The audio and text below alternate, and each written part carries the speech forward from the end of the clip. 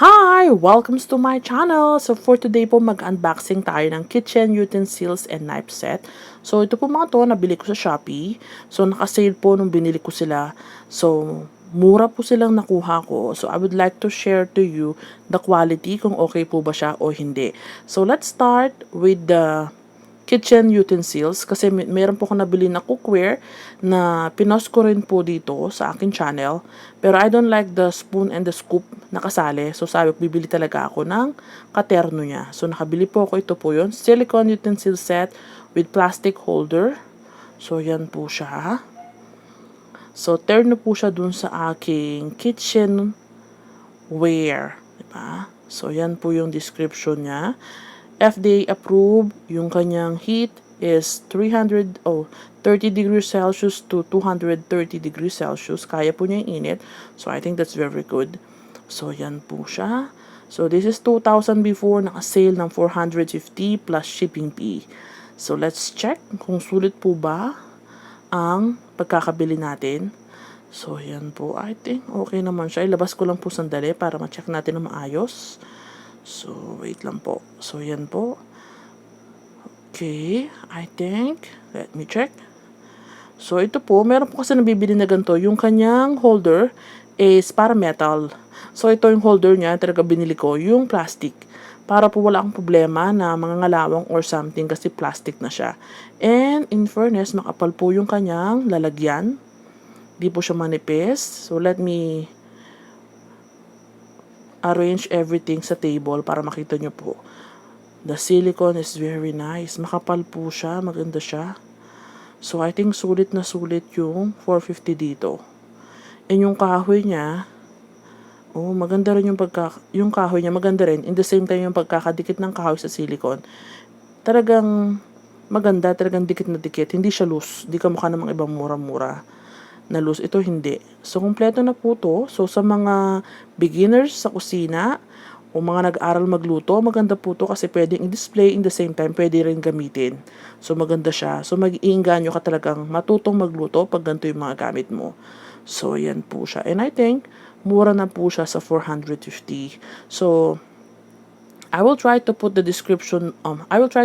the description box below kung saan ko po siya nabili para ma-check nyo rin po siya. So, ito po yung kanyang lalagyan, which is makapal po yung kanyang plastic. Okay? So, yan po lahat siya. Diba? So, this is 12 pieces if I'm not mistaken. Very cute po yung kanyang color. Diba? So, pag ganito yung mga gamit mo sa kusina, masarap magluto kahit medyo mainit ngayon. So, sinecheck ko po ulit kung okay lahat, kung di loose. So far, wala pa akong nakita na loose sa mga handle, which is very good.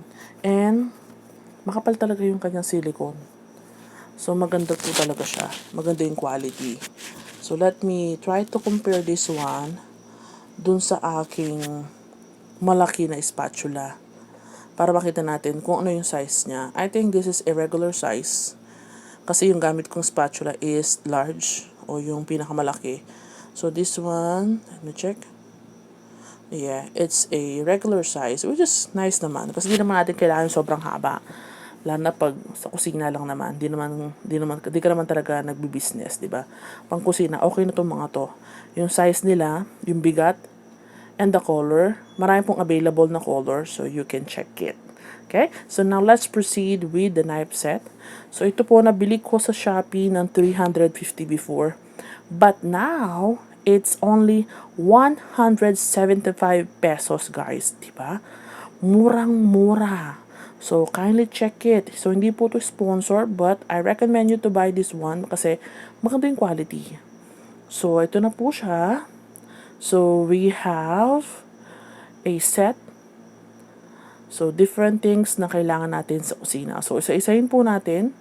So, labas ko lang po sandali. So, let's start with the chef knife. Ito po siya. Color pink po siya. Yan. Diba? Ang ganda ng kulay. Tsaka meron din siya mga dot-dot kamukha nung aking cookware. So, matalim po ang kanyang blade. So, you need to be careful sa paggamit. So, I think it's good. matalim ang blade, maganda ang kulay. Sakto rin po ang kanyang bigat. And then, let's start with the next one. It is the bread knife. Ayan. So, I think the pastel color is also good. And then, let's proceed with the small, clever knife. Ayan. So, this is the one that is purple. Kapares ng aking mga set. Ayan. Matalim din po siya. So, I'm not expecting na matalim sila. But, it's good kasi matalim. And then, we have the paring knife. And then, we have the peeler. And then, the last one, we have the pink scissor. I like this one. Cute, diba? So, yan po lahat siya. So, mabibili nyo po to sa Shopee. Now, it's only 175. Before I bought it for 150. Pero ngayon, murang-mura po siya. Naka-sale po sila. So, just check the link in the description box below kung gusto nyo pong bumili.